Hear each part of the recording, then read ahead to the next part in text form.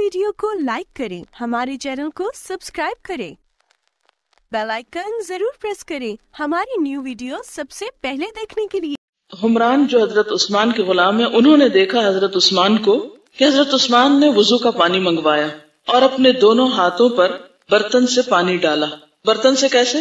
यूं, ठीक है, बर्तन से पानी डाला, बीच में नहीं हाथ डाले, बल्कि क्या किया, बर्तन से पानी डाला और उनको 3 मरतबा धोया। एक दफा डाला, धोया, फिर डाला, धोया, फिर डाला, धोया।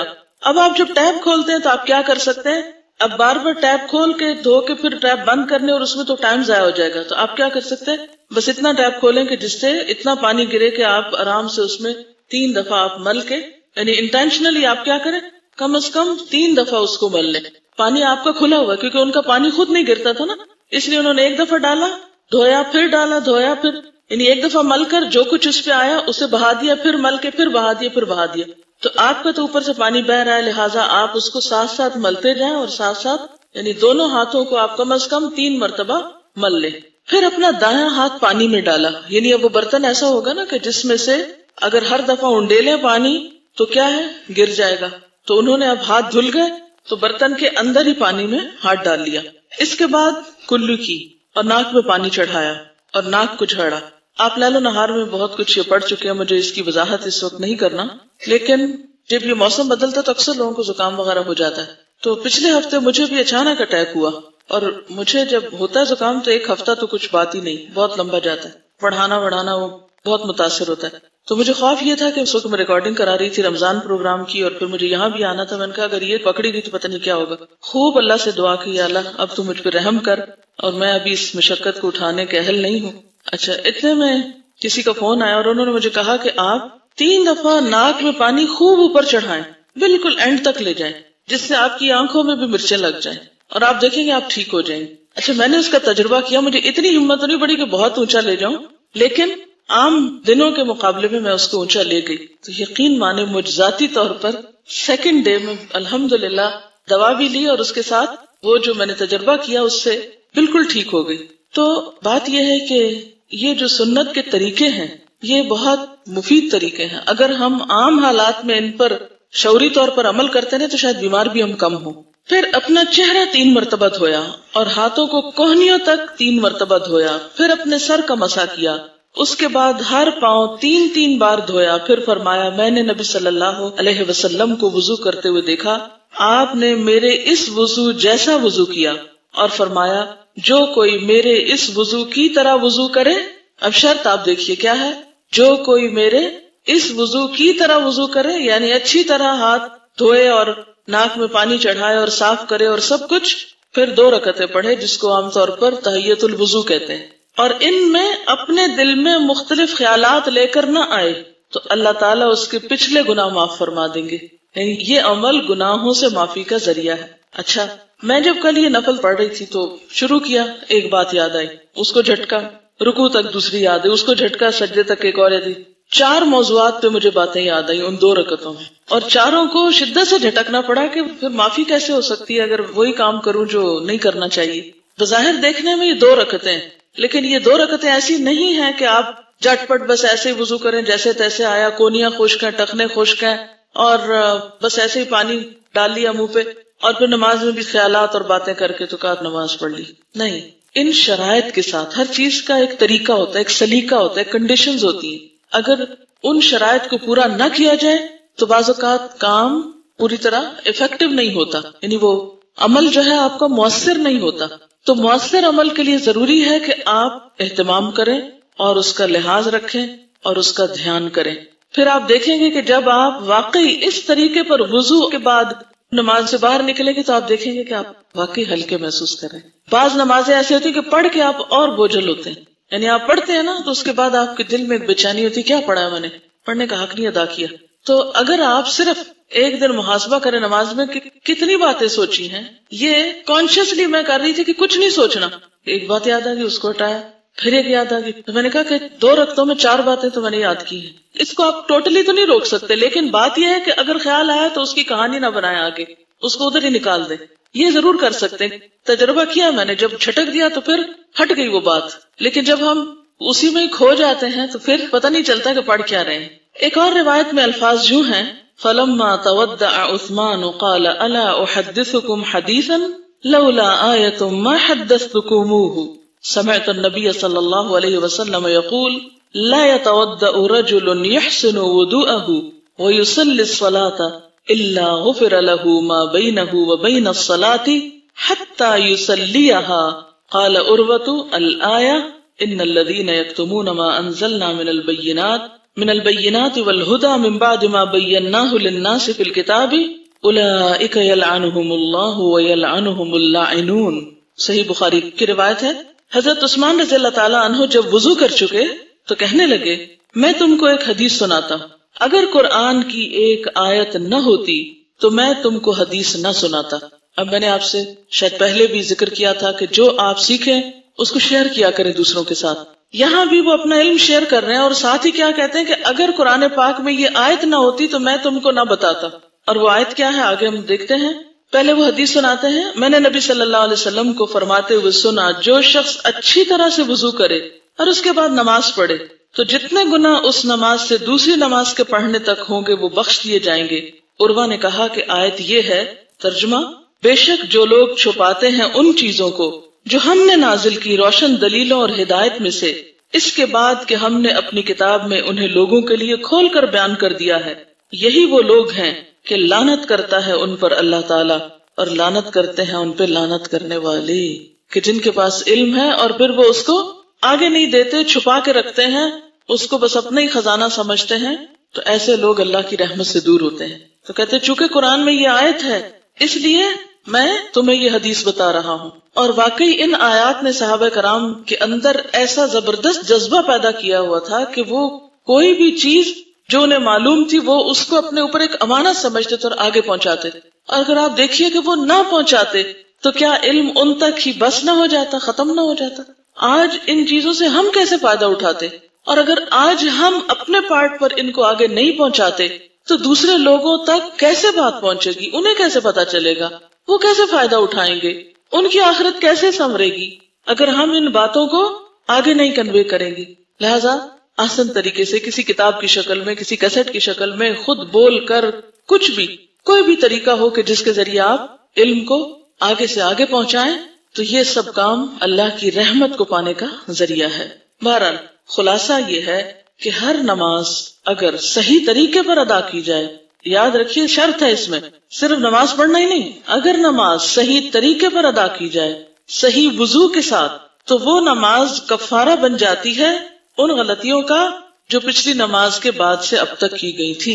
تو اس سے آپ دیکھیے کہ نماز کا کتنا بڑا فائدہ ہمیں پتا چلتا ہے، کتنا عظیم فائدہ ہمیں پتا چلتا ہے نماز کا، کہ وہ گناہوں کی معافی کا ذریعہ ہے. تو آج کم از کم آپ کوشش کریں کہ کل یہاں آنے سے پہلے اچھا سا وضو کر کے 2 نفل صلاۃ التوبہ کے اور وقتاً فوقتاً پڑھ لیا کریں. روز تو پڑھنا مشکل ہوگا شاید، روز اگر اپنے وقت کی نماز جو ہے اس کو کم از کم اچھا کر لیں، اور اس میں سے بھی فرض کو کم از کم اچھا کر لیں ٹو سٹارٹ ود، کیونکہ ایک دفعہ فرض ٹھیک ہو گئے نا تو انشاءاللہ آگے بھی آپ دیکھیں گے پھر مزہ ہی نہیں آتا دوسری طرح نماز پڑھنے کا.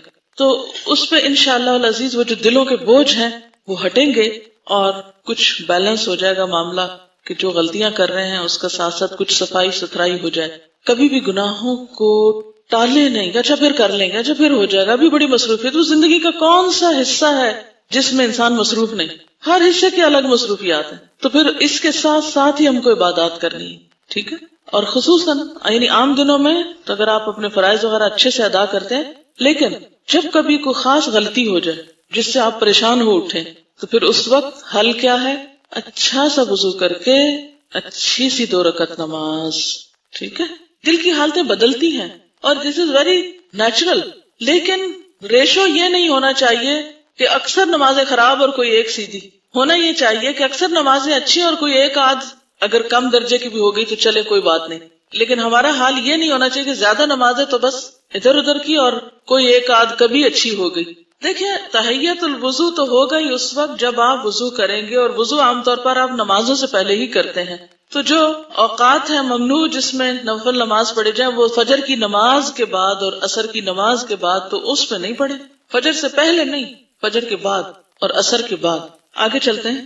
حضرت ابو ہریرہ رضی اللہ تعالی عنہ بیان کرتے ہیں کہ ایک مرتبہ رسول اللہ صلی اللہ علیہ وسلم نے صحابہ کرام کو مخاطب کرتے ہوئے فرمایا الا ادلکم الا ما یمحو اللہ بہ الخطایا ویرفع بہ الدرجات قالوا بلى یا رسول اللہ قال اسباغ الوضوء علی المکارہ وکثرۃ الخطى الى المساجد وانتظار الصلاة بعد الصلاة فذلکم الرباط. صحیح مسلم کی روایت ہے. ترجمہ ہے کہ رسول اللہ صلی اللہ علیہ وسلم نے فرمایا کیا میں تمہاری رہنمائی نہ کروں ایسے کاموں کے بارے میں جن کی وجہ سے اللہ تعالیٰ گناہوں کو مٹا دیتے ہیں اور ان کے ساتھ درجات کو بھی بلند کر دیتے ہیں. یعنی صرف گناہ ہی نہیں مٹتے بلکہ ساتھ ساتھ درجے بھی بلند ہوتے ہیں. لوگوں نے کہا کیوں نہیں یا رسول اللہ صلی اللہ علیہ وسلم بتائیے.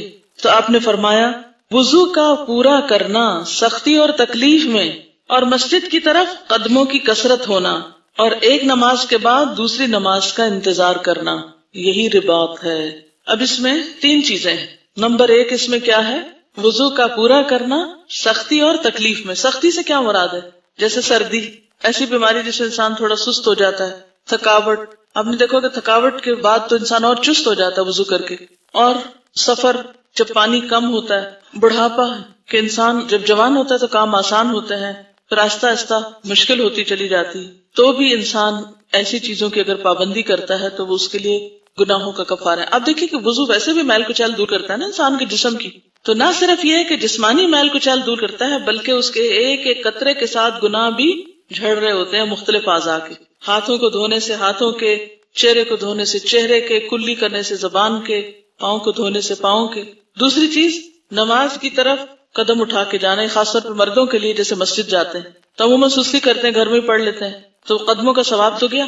تو ہر قدم پر گناہ مٹتے ہیں اور ہر قدم پر درجے بلند ہوتے ہیں. یہ آپ اپنے چھوٹے بھائیوں کو گھر میں جا کے بتا سکتے. چھوٹے بھائیوں کا لفظ میں نے خاص طور پر بولا ہے چھوٹے بچوں کو، اس لیے ہو سکتا ہے اگر آپ بزرگوں کو کہیں تو وہ آپ سے خفا ہوں. تبھی آپ میں ذرا ہمت اتنی نہیں ہے خفا کرنے کی لوگوں کو، تو اس لیے چھوٹوں سے شروع کر لیں جو آپ کی بات سن لیں، پھر آہستہ آہستہ ان کو کہیں اور بڑے ویسے سنتے رہیں گے. مخاطب ان کو کر لیں وہ انڈائریکٹلی سن لیں گے.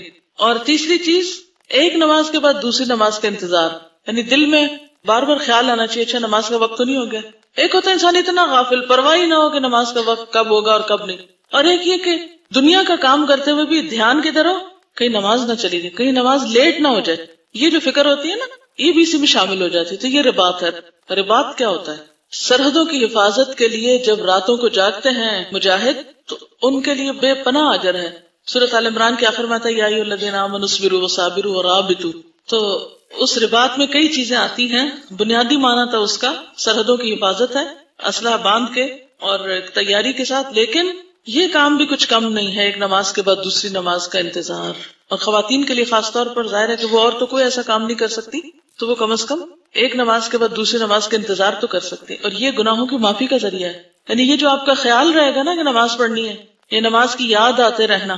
اب جس شخص نے قضا کرنی ہو نماز اس کو تو یہ خیال نہیں آ سکتا نا. جو نمازوں کی پابندی نہ کرتا ہو اس کو تو یہ خیال نہیں آئے گا کبھی. مسلم کی ایک اور حدیث ہے جس میں حضرت عمرو بن ابسہ کے اسلام لانے کا واقعہ بیان ہوا ہے. اس کے آخر میں عمرو بن ابسہ نبی صلی اللہ علیہ وسلم سے یہ الفاظ نقل کرتے ہیں، میں نے عرض کیا اللہ کے رسول صلی اللہ علیہ وسلم مجھے وضو کے بارے میں کچھ فرمائیے. تو آپ نے فرمایا جب تم میں سے کوئی اللہ کا بندہ وضو کا پانی لے کر کلی کرتا ہے اور ناک میں پانی ڈالتا ہے اور ناک کو جھاڑتا ہے تو اس کے چہرے، منہ اور نتنوں کے سب گناہ جھڑ جاتے ہیں. پھر جب وہ منہ دھوتا ہے جیسے اللہ نے اسے حکم دیا ہے تو اس کے چہرے کے گناہ رخساروں کے کناروں کے راستے جھڑ جاتے ہیں. پھر جب وہ اپنے ہاتھ کونیوں تک دھوتا ہے تو گناہ اس کے ہاتھوں کی انگلیوں کی پوروں کے راستے پانی کے ساتھ ہی جھڑ جاتے ہیں. پھر وہ اپنے سر کا مسح کرتا ہے تو سر کے گناہ بالوں کی نوکوں کے راستے پانی کے ساتھ گر جاتے ہیں. پھر وہ اپنے دونوں پاؤں ٹخنوں تک دھوتا ہے تو دونوں پاؤں کے گناہ انگلیوں کے پوروں سے پانی کے ساتھ گر جاتے ہیں. پھر اگر وہ کھڑا ہوا اور اس نے نماز پڑھی اور اللہ کی تعریف کی اور خوبیاں بیان کی اور بڑائی بیان کی جیسا کہ اس کی شان کے لائق ہے اور اپنے دل کو خاص اللہ ہی کے لیے خالی رکھا. ہر ایک میں شرط کیا ہے؟ وہی جو ہم پوری نہیں کر پاتے. جب اتنی حدیث ہم پڑھتے نا اچھا ایک نماز کے بعد دوسری نماز گناہوں کی معافی کے ذریعے ہم کہتے ہیں ہم تو معاف ہو گئے، ہمارا تو صاف ہو گیا سب. لیکن جو شرط ہے وہ ہم کتنی پوری کرتے ہیں؟ دیکھیے نا اس شرط کو پورا کرنا بھی ضروری ہے کہ دل کو اللہ کے لیے خالی کر لیا. اس کی پریکٹس کی مزید ضرورت ہوگی ہم سب کو. اسی کے لیے فرمایا قد افلح المؤمنون الذین هم فی صلاتهم خاشعون، یقیناً فلاح پا گئے وہ مومن جو اپنی نمازوں میں خشوع اختیار کرتے ہیں. تو خشوع میں سب سے پہلی بات یہ ہے کہ دل اللہ کے لیے خالص ہو، اور پھر یہ کہ اللہ کی تعریف اور خوبیاں بیان ہو. یہ جو ہم پڑھتے ہیں نا سبحانک اللہم و بحمدک و تبارک اسمک و تعالی جدک و لا الہ غیرک، رکتے ہیں کبھی اس پہ؟ سچ بولیے، رکتے ہیں اس پہ؟ کیسے پڑھتے ہیں اس کو؟ پڑھیے ذرا دل میں. نہیں، میں نے ایسے نہیں کہا اونچا نہیں پڑھنے کو، جیسے نماز میں پڑھتے ہیں ذرا اس وقت ویسے ہی بے شک ہاتھ باندھ لے اور ذرا دیکھیں اللہ کی تعریف کی اور خوبیاں بیان کی اور بڑائی بیان کی جیسا کہ اس کی شان کے لائق ہے. ایسے ہی کرتے ہیں. کتنے دن ہو گئے ہیں کہ سبحانک اللہ کے ترجمے پہ ایک دفعہ غور نہیں کیا؟ سچ بتائیے، نہیں کرتے نا؟ اول سے آخر پڑھ جاتے ہیں. وہ جو بچپن کا رٹا لگایا ہوا ہے، ایک دفعہ گاڑی چلتی ہے تو رکتی اسی وقت ہے جب سلام ہو جاتا ہے. رکتے نہیں ہیں، سوچتے نہیں ہیں. کب کہتے ہیں سوچ کے سبحانک اللہم و بحمدک و تبارک اسمک و تعالی جدک و لا الہ غیرک؟ رکتے معنی جانتے ہیں، غور نہیں کرتے کیا پڑھ رہے ہیں. تو فرمایا کہ جب کوئی شخص اچھا سا وضو کر کے خوب اللہ کی تعریف بیان کرتا ہے تو بے شک وہ اپنے گناہوں سے یوں صاف ہو گیا جیسے اس کی ماں نے آج ہی اسے جنا. لیکن ایسی نماز پڑھ کے تو دکھائے نا. جب یہ حدیث عمرو بن ابسہ نے ابو امامہ سے بیان کی جو کہ صحابی رسول تھے، تو ابو امامہ نے کہا اے عمرو بن ابسہ، دیکھو تم کیا کہتے ہو، کہیں ایک جگہ میں آدمی کو اتنا ثواب مل سکتا ہے؟ تو عمرو بن ابسہ فرمانے لگے اے ابو امامہ، میں بوڑھا ہو گیا ہوں، میری ہڈیاں کمزور ہو گئی، میری موت قریب پہنچ گئی، پھر مجھے کیا ضرورت ہے کہ اللہ پر اور اس کے رسول پر جھوٹ بولوں؟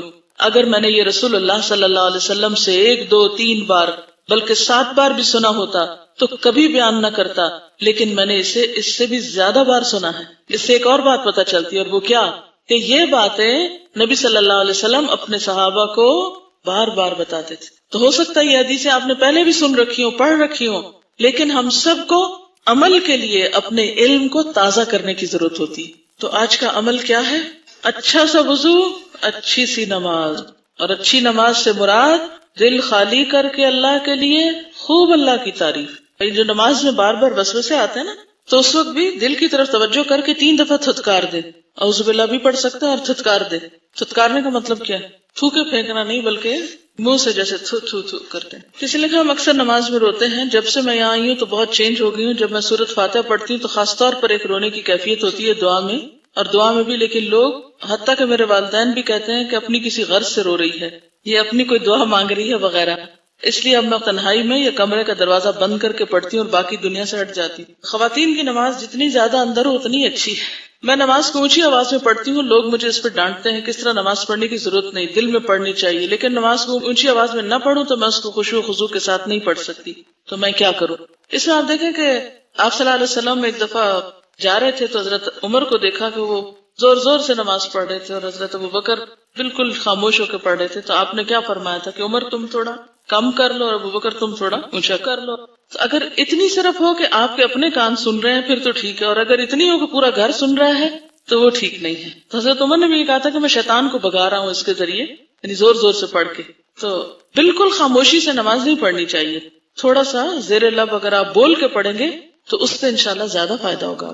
نماز میں خشوع کے لیے 2 چیزیں مجھے اچھی لگتی ہیں. مثلا نماز سے پہلے کوئی نیکی کا کام کر لیں، مثلا صدقہ یا سلام یا مسکرا کر کسی سے بات یا تکلیف دہ چیز ہٹانا.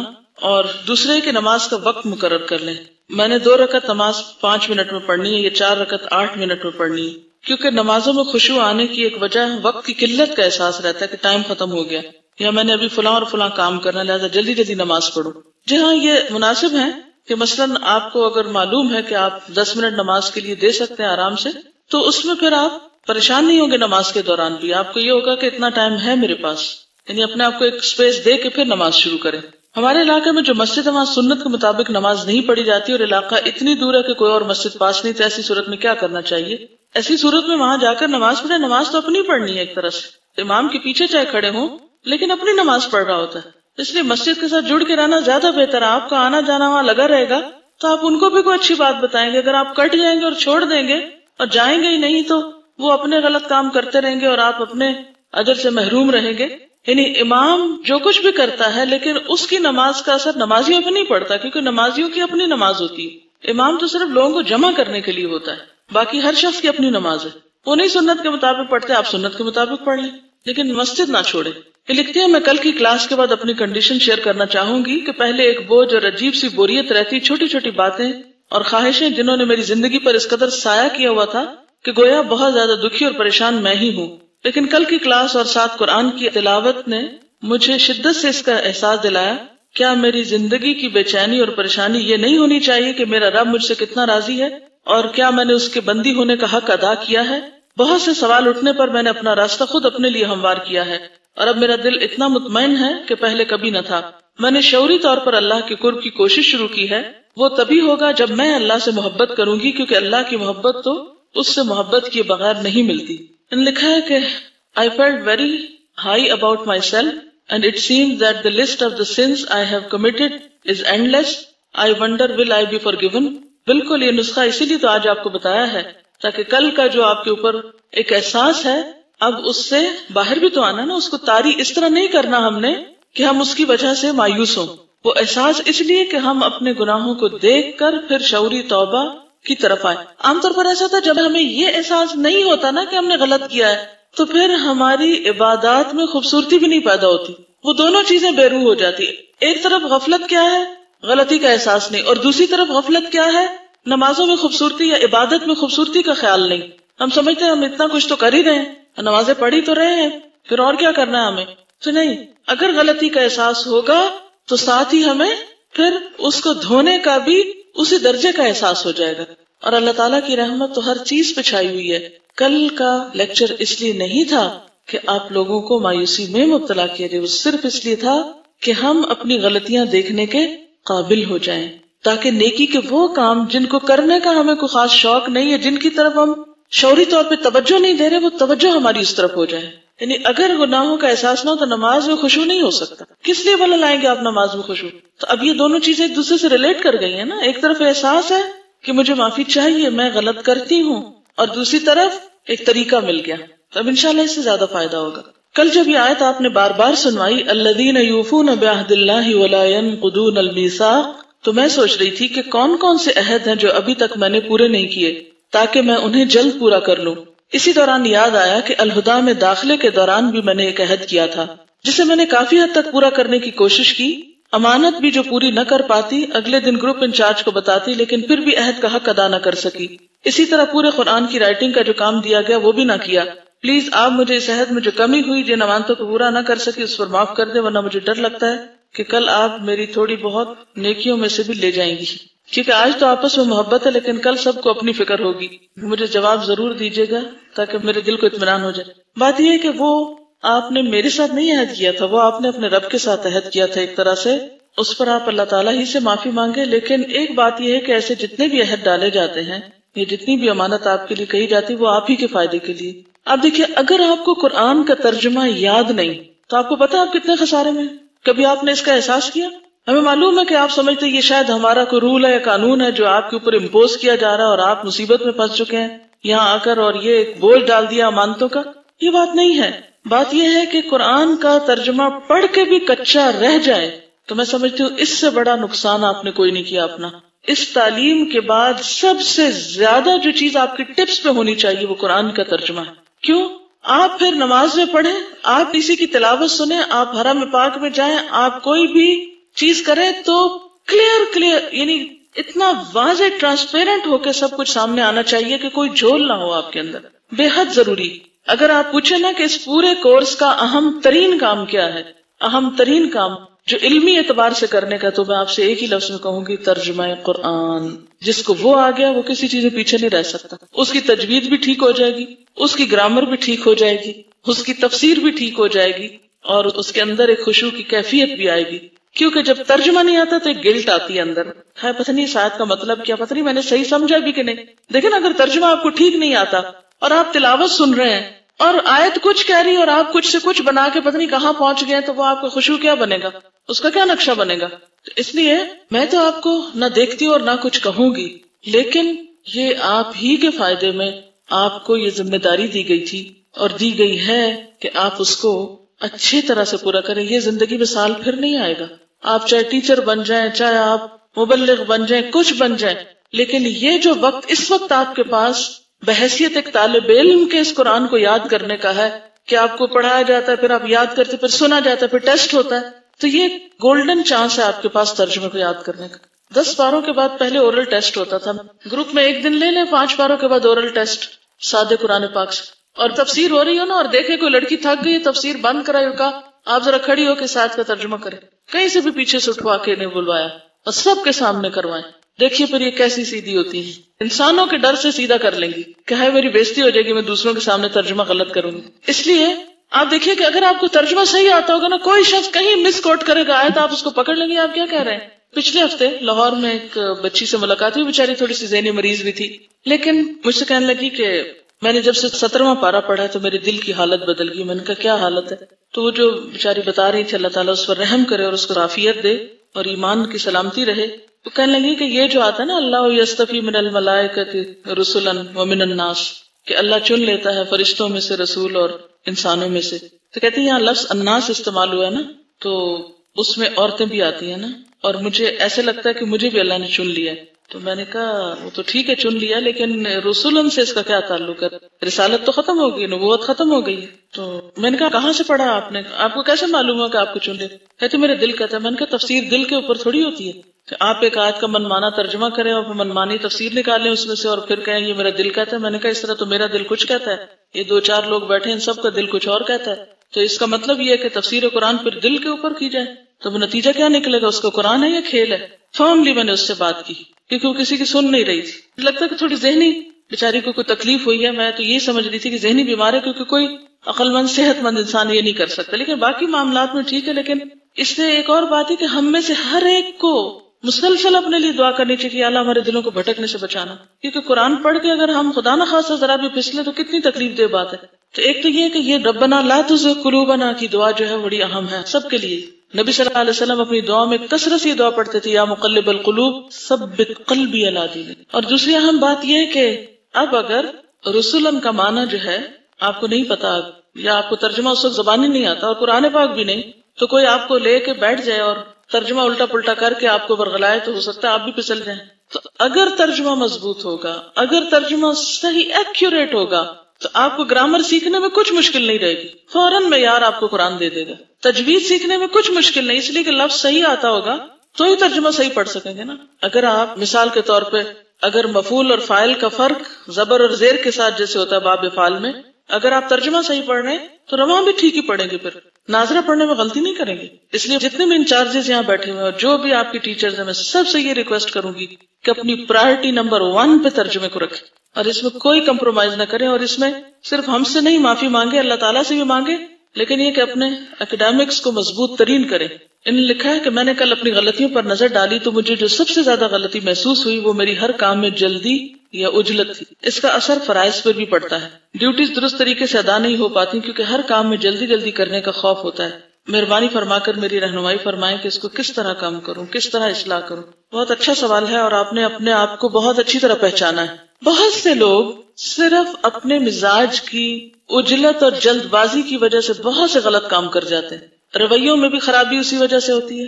یعنی آپ نے کسی کی بات آدھی سنی اور آدھی تو سنی نہیں اور آگے ذہن سے خود ملا لیا. جلدی کی نا آپ نے نتیجہ نکالنے میں. کسی کا سوال سنا نہیں، پہلے ہی جواب شروع کر دیا. ہوگی نا گڑبڑ. وہ کچھ کہنا چاہ رہا ہے، آپ نے کچھ اور سمجھا اور آپ اس کے ساتھ کچھ اور کرنے کو لگ گئے. اسی طرح اگر بات آپ کسی سے کر رہے ہیں اور تیز تیز بول رہے ہیں تو ہو سکتا ہے وہ آپ کی بات سمجھ ہی نہ پائے، اور اگر اس نے سمجھی نہیں تو وہ کام خراب کرے گا، پھر آپ اس کو ناراض ہوں گے. مثلا سرونٹس ہیں، اگر آپ گھر میں جا کے انہیں کوئی کام کہتے ہیں اور جلدی جلدی جلدی جلدی بول کے ان کو بتا دیتے ہیں اور ان بیچاروں کے پلے کچھ نہیں پڑا، پھر تھوڑی دیر کے بعد آپ ایکسپیکٹ کرتے ہیں کہ جو آپ کو انسٹرکشن دے کے گئی تھی وہ کدھر ہیں، اور وہ نہیں ہوئی تو پھر آپ ان کو غصہ کریں گے تم سنتے ہی نہیں ہو. تو قصور اس کا نہیں تھا، قصور ادھر تھا، اور ہم بلیم بھی اس کو کر رہے ہیں، غلطی کے اوپر دوسری غلطی کر رہے ہیں. تو اگر آپ غور فرمائیں تو یہ بالکل انہوں نے سچی بات کی ہے کہ ہماری بہت سی غلطیوں اور کوتاہیوں کی وجہ کو ہماری بدنیتی یا ہمارا کوئی بعض اوقات غفلت سستی یا وہ جو کل ہم نے اسباب لکھے تھے نا وہ نہیں ہوتی، ہماری طبیعت کی جلد بازی ہوتی. آپ نے تو ایسا لگتا ہے کہ نفس پہ ہاتھ رکھ دیا جس نے بھی لکھا ہے. کیونکہ اگر آپ نماز جلدی جلدی پڑھیں گے تو کیا ہوگا؟ دل کو سکون آئے گا ہی نہیں. وضو جلدی جلدی کیا ہے تو نہیں آئے گا. کام کوئی بھی جلد بازی میں کیا ہے، یعنی پڑھنے کا تفسیر پڑھی ہے یا کچھ بھی، آپ کو بات سمجھ ہی نہیں آئے گی. مثلاً اگر آپ جم کے پڑھ رہے ہیں، غور سے پڑھ رہے ہیں تو آپ کو اپنا لیسن سمجھ آئے گا. مثلاً علوم القرآن آپ پڑھ رہے ہیں، آپ تیزی سے ایک دفعہ پڑھ گئے، کوئی سمجھ نہیں ہے، پھر تیزی سے پڑھا تو وقت اتنا ہی لگ گیا، سمجھ آپ کے پلے کچھ نہیں پڑا. تو اب ضرورت کس بات کی تھی کہ آپ ذرا صبر کے ساتھ جم کے ایک پیراگراف پڑھتے، غور کرتے، سوچتے کیا پڑھا، پھر آگے چلتے، پھر سوچتے، پھر آگے چلتے. تو اگر ہم سب اپنی اس عادت پر قابو پا لیں بہت سی مشکلات سے بچ سکیں. اچھا ہم ایک دم پریشان ہو جاتے ہیں، ایک دم پینک ہو جاتے ہیں، ایک دم غصے میں بھر جاتے ہیں، یہ سب سے بڑی خرابی ہے. جی آپ انہوں نے بتایا کہ ان کے اپنے اندر یہ چیز بہت تھی، تو انہوں نے 2 چیزوں میں کوشش کی. ایک تو یہ کہ جیسے کلاس میں بیٹھتے ہوئے انہوں نے اپنے ساتھ عہد کیا کہ میں ہلوں گی نہیں، تو اس سے ان کے اندر پیشنس آیا. اسی طرح نماز کے اندر انہوں نے جب خشوع لانے کی کوشش کی تو اس سے بھی ایک پیشنس اور سکون ڈیولپ ہوا. آپ دیکھیں کہ کوئی صدمہ، کوئی بری خبر، کوئی ناپسندیدہ چیز، کوئی برا رویہ، اگر آپ اس کو سن کے تھوڑی دیر ٹھہر جائیں اور پھر اس کے بعد رسپونڈ کریں تو آپ دیکھیں کہ وہ زیادہ بہتر ہو. اور جتنے جلدی میں کام کریں گے وہ سب، کیونکہ شیطان کو داخل ہونے کا موقع ہی وہاں سے ملتا ہے. جلد بازی بہت سی خطاؤں کا مجموعہ ہے یا سبب ہے. کسی کی کوئی بات سنی فوراً کنکلوژن کر کے دوسری وقت بول دیا، ہاں یہ تو فلاں اسی وجہ سے کر رہا ہوگا، ہاں بالکل ٹھیک ہے، کچھ سوچا ہی نہیں. تو اپنے آپ کو پاز نہ دینا، روکنا نہیں، ٹھہرنا نہیں. واقعی اگر ہم اس میں کامیاب ہو جائے تو آپ دیکھیں گے بہت ساری غلطیاں خود بخود کم ہو جائیں. مشکل یہ ہے کہ خلق الانسان من عجل، یہ اتنا ہماری فطرت میں پڑا ہوا ہے کہ اس کمزوری پر خود سے قابو پانا واقعی ہمت کے کاموں میں سے. تجوید کی کلاس میں جس طرح آپ کو طریقہ سکھایا گیا تھا کہ نگاہیں قرآن پر اور کان آواز پر، اور پھر ساتھ ساتھ پینسل بھی رکھنی اور زیر لب اپنے دل میں اس کو ساتھ ساتھ، جیسے دل میں ایک میزان قائم کرتے ہیں نا، نہیں بول کے تو نہیں پڑھنا مگر دل میں پڑھنا، تو اس سے بھی آپ دیکھیں گے کہ بہت ٹھہراؤ آتا ہے. ایک وقت آپ صلی اللہ علیہ وسلم کے پاس آیا اور اس میں کچھ لوگ تھے، تو انہوں نے کیا کیا، جو ہی سواریوں سے اترے جلدی دوڑ کے آپ صلی اللہ علیہ وسلم کے پاس پہنچ گئے. تو ان کے قبیلے کا جو سردار تھا اشج، وہ اترا اور اس نے کپڑے بدلے اور تیار ہو کر آپ کے پاس پہنچا. تو آپ صلی اللہ علیہ وسلم نے فرمایا کہ اے اشج، تم میں 2 خصلتیں ایسی ہیں جنہیں اللہ محبوب رکھتا ہے، ایک حلم اور دوسرے آہستگی سے سوچ سمجھ کر کام کرنا. ایک ہے حلم، حلم کس کو کہتے ہیں، بردباری، اور دوسرے آہستگی سے سوچ سمجھ کے کام کرنا. یہ 2 خصلتیں ان کو اللہ کی نگاہ میں بہت محبوب بنائے ہوئے تھی. اللہ تعالیٰ ایسے بندے کو دیکھ کے خوش ہوتا ہے. اور اگر یہ کیفیت بھی ہمارے اندر ہو نا کہ اگر ہم آہستہ یعنی اس کے ٹھہراؤ سے کام کریں گے تو ہم اللہ کے محبوب بنیں گے، تو خیر یہ زبردست انسینٹیو ہے. اگر آپ کو تھوڑا سا بھی اس بات کی پرواہ ہے کہ آپ اللہ کی نگاہ میں کیسے ہیں، تو کبھی اس کی نگاہیں بھی اپنے اوپر محسوس کیا کریں اور فیل کیا کریں کہ آپ اس کی نگاہ میں ہیں، تو انشاءاللہ اس سے بھی آپ کی کیفیت دور ہوگی. اور یہ جو ہے نا حلم، حلم کہتے ہیں بردباری کو، برداشت کر جانا. کیسے برداشت کرنا، کسی نے کوئی سخت بات کہہ دی آپ کو تو آپ نے جواب میں کیا کیا، برداشت کر گئے، اچھا کوئی بات، یعنی اس نے مارا کچھ آپ کو اور آپ لے گئے اپنے اوپر. اور آہستگی سے کام کرنا کیا، سارا قافلہ اترتے ہی بھاگ کھڑا ہوا آپ کے پاس آ گئے دوڑتے دوڑتے، اور انہوں نے اپنی اونٹنی کو بٹھایا، اپنا سامان ایک جگہ رکھا اور آرام سے چل کے آپ صلی اللہ علیہ وسلم کے پاس آئے. تو آپ نے فرمایا کہ تمہارے اندر 2 صفات ایسی جو اللہ تعالیٰ کو بہت پسند ہے. اور وہ سردار بھی تھے، قوم پہلے بھاگ نکلی. اب یہ حلم تھا نا ان کا کہ انہوں نے ان کو کچھ کہا نہیں، ورنہ تو وہ مائنڈ کر جاتے اور ان کو ناراض ہوتے کہ یہ تم کیسے لوگ ہو، مجھے چھوڑ کے خود بھاگ نکلے ہو، وہ پہلے ہی پہنچ گئے. یہ بھی تو کر سکتے تھے، لیکن انہوں نے اس بات کو بھی برداشت کیا اور دوسرے اپنے طریقے کے مطابق آرام سے پہنچے. اشج نے عرض کیا، یا رسول اللہ صلی اللہ علیہ وسلم، کیا یہ صفات مجھ میں خلقی ہیں، یعنی گاڈ گفٹڈ ہیں یا اب پیدا ہوئی ہیں؟ آپ نے فرمایا نہیں، بلکہ خلقی ہیں، گاڈ گفٹڈ ہیں. یہ تو اللہ کا انعام ہے نا، جس کو مل جائے، اور جس کو نہیں ملے وہ نہ پریشان ہو، وہ کوشش کر کے لائے تو انشاءاللہ اس کا اجر زیادہ ہے نا. ایک اور حدیث میں بھی آتا ہے، التؤدۃ فی کل شیء الا فی عمل الآخرہ، التؤدۃ فی کل شیء الا فی عمل الآخرہ. معنی اس کا کیا ہوتا ہے، ہر چیز میں ٹھہراؤ اور آہستگی سوائے آخرت کے عمل کے، اس میں فاستبقوا الخیرات ففروا الی اللہ، لیکن باقی چیزوں میں ٹھہراؤ. اچھا عام طور پر ٹھہراؤ کہاں کہاں نہیں ہوتا. مثلا آپ کسی کے گھر کھانے پر گئے، شادی پر گئے، وہ کہتے ہیں آئیے تشریف لائیے. کیسے تشریف لے جاتے ہیں؟ شادی کے موقع پر کھانے کی میز کی طرف کیسے تشریف لے جایا جاتے ہیں؟ اچھا آپ انتظار میں کھڑے ہیں، بس آ گئی ہے، کیسے جائیں گے؟ چھٹی ہوگی، گھر جانا ہے، بریک میں کیسے جائیں گے؟ اسٹال پہ کیسے جائیں گے؟ پہلے جائیے پہلے پائیے، چاہے لوگوں کی بغلوں میں سے گھس کے نکلنا پڑے.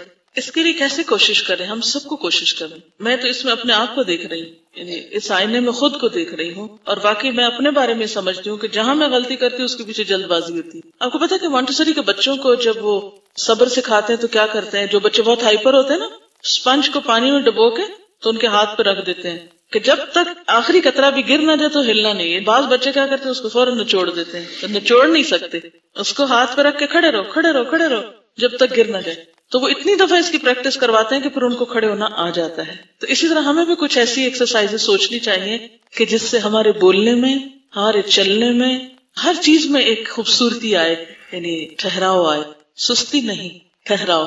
ٹھیک. یہ کہتی ہے کہ کل میں نے کچھ لوگوں کو لیکچر کے فوراً بعد کہہ کے لگاتے دیکھا جو مجھے اچھا نہیں لگا. واقعی کوئی کہہ کے لگانے والی تو بات اس میں تھی بھی نہیں کل کے لیکچر میں. اور یاد رکھیے کہ جب بھی قرآن پاک آپ پڑھتے ہیں اور اس میں آخرت کا ذکر ہوتا ہے تو اس کے پڑھنے کا ادب کیا ہے؟ نبی صلی اللہ علیہ وسلم کیا کیا کرتے تھے؟ کوئی بتائے گا؟ قرآن پڑھنے کے آداب آپ کو سنوائے گئے ہوں گے، پڑھے ہوں گے آپ نے. آپ کیا کرتے تھے جب آخرت کی آیتیں پڑھتے تھے؟ آپ جہنم سے پناہ مانگتے تھے. اور ایک اور جگہ پر آتا ہے کہ ایسے موقع پر رونے کے لیے کہا گیا، اگر رونا نہ آئے تو یعنی کہ رونے کی کوشش کرنی چاہیے. تو کہنے کی تو کوئی بات ہی نہیں، یعنی تو بالکل نادانی والی بات ہے، نہ سمجھی والی بات ہے کہ ایسے مواقع پر کوئی شخص ہنسے تو آپ یہی کہیں گے کہ دیوانہ ہے، کیونکہ ہنسنے کا ایک موقع ہوتا ہے نا. آپ سب قرآن پاک پڑھتے ہیں، تفسیر پڑھتے ہیں، جس دن تفسیر میں ایسی آیات ہوں تو کلاس کے بعد بھی کچھ دیر اپنے اوپر اس کیفیت کو جذب ہونے دیا کرے، اندر جانے دیا کرے، تاکہ اندر جا کے ذرا کچھ صفائی ہو جائے ٹیڑھے پن کی. اسی وقت اتار کے نہیں پھینک دیا. گناہوں کا احساس انسان کو متحرک کرتا ہے اور نئے نئے طریقے سوچنے پہ مجبور کرتا ہے. جیسے صحابہ کرام میں سے وہ صحابہ جو جتنا محسوس کرتے وہ اتنے عمل میں آگے بڑھ جاتے، حتیٰ کہ اس راہ میں اپنی جان بھی دے دیتے. جی ہاں، دیکھیں کہ گلٹ کا رہنا ناپسندیدہ ہے، اس احساس کا آنا اور اس کا اصلاح میں بدل جانا پسندیدہ ہے. اسلام ہمیں گلٹ سے ہی تو نکالنا چاہتا ہے، یعنی توبہ کیوں رکھی گئی؟ گلٹ سے نکالنا چاہتا ہے اسلام. اللہ تعالیٰ ہمیں بوجھ سے آزاد کرنا چاہتا ہے کہ یہ بوجھ لے کے مت پھرو اپنے اوپر، یہ تمہاری صحت کے لیے اچھا نہیں. ٹھیک ہے نا؟ اور یہ جتنا بھی احساس دلائے گا وہ گلٹ ڈیولپ کرنے کے لیے نہیں تھا، وہ اس گلٹ سے باہر نکلنے کے لیے. انہوں نے بہت جینوئن مسئلہ لکھا ہے کہ یہ کہتے ہیں کہ پیریڈ سے پہلے میرا جسم ایسے ہو جاتا ہے کہ بالکل اٹھا نہیں جاتا اور نماز پڑھنے کو جی بھی نہیں چاہتا. اکثر اس طرح نماز چلی جاتی ہے. نماز جانی تو نہیں چاہیے. میں سمجھتی ہوں کہ اس وقت خاتون کے اوپر ایک کیفیت مختلف ہوتی ہے، بہت بوجھل ہوتا ہے سب کچھ، اور کچھ لوگوں کے اوپر زیادہ اس کے اثرات ہوتے ہیں. لیکن اس کے لیے آپ اپنے گھر میں اپنی بہن کو، امی کو، یا ہاسٹل میں تو دوست کو یا کسی کو ہیلپ کے لیے بلا لیں، آؤ میری مدد کرو. جیسے ابھی ہم نے حدیث پڑھی نا کہ سختی میں وضو کیا، تو یہ بھی اسی میں آ جاتا ہے، تو اس کا اجر بھی اتنا ہی زیادہ ہوگا پھر. لیکن نماز جانے نہیں دینی، کیونکہ نماز کا پڑھنا گناہوں کی معافی کا ذریعہ اور نماز کا چھوڑنا کبائر میں سے ہے. چلیے، ایکچولی اس کتاب میں ہے تو بھی بہت کچھ، لیکن میں جان بوجھ کے آگے نہیں بتا رہی. کیوں بلا؟ تاکہ آج آپ اتنا عمل کر سکیں. ورنہ میں آپ کو کتاب ختم کرا کے رکھ دیتی تو کر سکتی تھی. میں نے خود اس کتاب کو کس طرح پڑھا، روز کی ایک حدیث پڑھتی تھی، ایک چیپٹر پڑھ کے پھر کوشش کرتی اچھا یہ کر لوں، پھر اگلے دن اگلی. تو اس وجہ سے میں اس کو آگے نہیں لے کے جا رہی، کیونکہ اگر میں آپ کو 2 یا 3 کام بتاؤں گی تو اس سے آپ ایک بھی نہیں کر سکیں گے. اچھا، آپ سب اس پہ سوچیں گے کہ جلد بازی کو کیسے ختم کیا جائے. آپ کا یہ ہوم ورک ہے، صرف کل پرسوں کے لیے نہیں بلکہ مسلسل اس پہ غور کریں، یعنی اپنی زندگی کے ایجنڈے میں شامل کر لیں کہ میں اپنی جلد بازی پہ کس طرح قابو پاؤں. اچھا، اس میں یہ ہوتا ہے کہ انسان بہت پرسکون بھی رہتا ہے. بعض اوقات ایسا ہوتا ہے کہ جب لوگ بہت چیخنا چلانا شروع کر دیتے ہیں، ایسا عموماً کلاس میں مجھے ڈائریکٹ تو پڑھانے کا موقع آپ کو کم ملا ہے، لیکن میں جب قرآن پڑھاتی بھی تھی تو بعض اوقات جیسے کوئی شور کر رہا ہے یا کہیں کچھ، تو میں اس وقت یہ نہیں کہتی تھی چپ ہو جاؤ یا خاموش ہو جاؤ یا کچھ بھی، بلکہ میں اپنا سبق روک دیتی. میں خود پرسکون ہو جاتی اور میں دیکھنا شروع کر دیتی. حتیٰ کہ بچیاں اگر بات بھی کر رہی تو میں خاموش ہو کے بس دیکھنا شروع کر دیتی. اس سے کیا ہوتا تھا کہ ان کو خود احساس ہو جاتا تھا. اور ایک طریقہ کیا، تو چلانا شروع کر دو، چپ کرو چپ کرو. جیسے بعض اوقات ہوتا ہے نا، کچھ اسکولوں میں میز بجاتے ہیں اور چپ کرا کے بٹھاتے ہیں تو پھر کوئی بھی چپ نہیں ہوتا. تو جب آپ چپ ہو جائیں گے تو آپ کا عمل دوسرے کو چپ کرا دے گا کہ نہیں، یہ عمل سے چپ کرانا ہے. ایک تو یہ کریں کہ جب لوگ شور کر رہے ہوں یا لوگ آپ کے اوپر غصہ کر رہے ہوں یا لوگ آرگیو کر رہے ہوں تو اس وقت آپ کیا کریں، سلو ڈاؤن ہو جائیں، ٹھنڈے پڑ جائیں، اپنے آپ کو ٹائم دیں. جب غلطی ہو تو اس کو انالائز کریں کہ کیوں ہوئی یہ. بعض اوقات ہم خود تو اپنے اوپر قابو پاتے ہیں اور دوسرے پینک کی کریٹ کر دیتے ہیں. وہ جلد بازی کرتے، جلدی کرو، جلدی نکلو، جلدی، دیر ہو گئی دیر ہو گئی. بچوں کی ایک سرٹن ایج ہوتی ہے، اس میں مختلف طرح سے انہیں ڈیل کرنا پڑتا ہے. ہر کچھ عرصے کے بعد بچوں کا مزاج بدل جاتا ہے، اس لیے ایک اچھی ماں ہونے کے لیے آپ کو خود تربیت کی ضرورت ہوتی. تو بچوں کے مزاج کے ساتھ ساتھ آپ کو خود اپنا مزاج کا بھی جائزہ لینا پڑتا ہے. کچھ روز پہلے جو میرا بیٹا ابھی 10 سال کا نہیں ہوا، ہونے والا ہے، اسکول میں ٹیچر سے کہتا ہے کہ مجھے پریفیکٹ بننا ہے. تو اس نے کہا کہ آپ اپنا ہیئر کٹ ٹھیک کراؤ. خیر فوراً گیا، بال ٹھیک کرائے. پھر اس کے بعد اس نے کچھ اور شرائط بھی بتائیں کہ آپ لیٹ نہیں ہو سکتے، آپ اسکول ٹائم پر آئیں، آپ کا ہوم ورک ٹھیک ہونا چاہیے، آپ کا یہ سب شرائط اس نے پوری کر دی. اب یہ ہوا کہ صبح کے وقت تیاری میں اس نے کچھ دیر لگانی شروع کر دی. 2 دن تو میں اس کے بہت پیچھے تھی، کہ مجھے فکر یہ تھا کہ اگر اس کا بیج واپس چلا گیا تو اس کے اوپر بہت برا اثر پڑے گا، یعنی ایک اس کو شوق لگے گا. میرا فرض بنتا ہے کہ میں اس کو جلدی تیار کر رہا ہوں. اچھا میں اس کے پیچھے تیار ہو جاؤ، اتنے منٹ باقی ہیں، ناشتہ کر لو، اتنے منٹ باقی ہیں، اتنے منٹ. مجھے ایسا لگا کہ میں نے 15-20 منٹ اپنے ضائع کر دیے نا. کوئی کام نہیں سوائے اس کے کہ اچھا یہ کر لو، پھر کچھ اور تھوڑا سا دے کے یہ کر لو. میں نے دیکھا کہ وہ اور ہی ڈھیلا ہوتا چلا جا رہا ہے. میں جتنا زیادہ اس کو لے رہی ہوں وہ اتنا زیادہ ریلیکس ہو رہا ہے. تیسرے دن میں نے یہ کیا کہ ایک بس جملہ بولا. میں نے کہا کہ آج میں آپ کو ایک دفعہ بھی نہیں کہوں گی کہ آپ تیار ہوں، بھلے آپ اسکول سے لیٹ ہوں، بھلے آپ کو گھر واپس بھیجا جائے، بھلے آپ کا بیگ واپس جائے، میں کچھ بھی نہیں کہوں گی. اور یہ کہہ کے میں آ کے اپنا پڑھنے بیٹھ گئی. اور اس نے وہ سب کچھ خود ہی کرنا شروع کر دیا. میں نے اللہ کا اتنا شکر ادا کیا کہ 2 دن مجھے ایسا لگا میرا بی پی ہائی ہونے لگا ہے. یہ کر لو کر لو کر لو کر لو کر لو، اور اس کو اثر ہی کوئی نہیں، اور وہ اپنے آرام سے. اور جس دن میں نے کہا کہ ٹھیک ہے آپ جو چاہیں کریں، اور اس کے بعد اس نے ذمہ داری خود اٹھا لی. تو مجھے لگتا ہے کہ بعض اوقات ہم جب لوگوں کے بہت پیچھے پڑ جاتے ہیں نا، یہ کر لو یہ کر لو یہ کر لو، تو وہ بھی آگے سے کہتے ہیں ہاں ٹھیک ہے ہمیں کوئی کہنے والا ہے ہم پھر کر لیں گے. اور جب ذمہ داری اپنے اوپر پڑتی ہے تو ہر انسان پھر ہوش میں آتا ہے.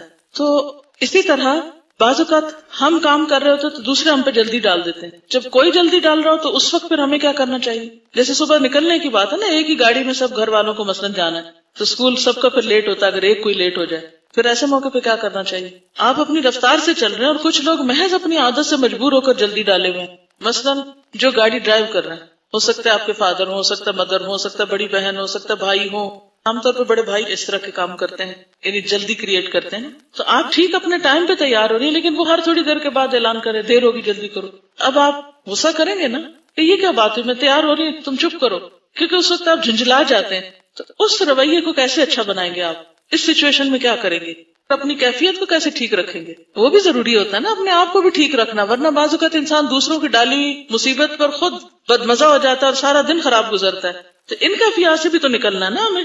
ہم کیوں کسی کی وجہ سے اپنے آپ کو پریشان کر کے اپنا کام خراب کریں؟ کوشش کریں گے کہ موقع ہی نہ دیں. یہ زیادہ آئیڈیل صورتحال ہے. اور دوسرا یہ ہے کہ آپ اس کو ٹھنڈا لیں، اس کو بہت سیریس نہیں لیں.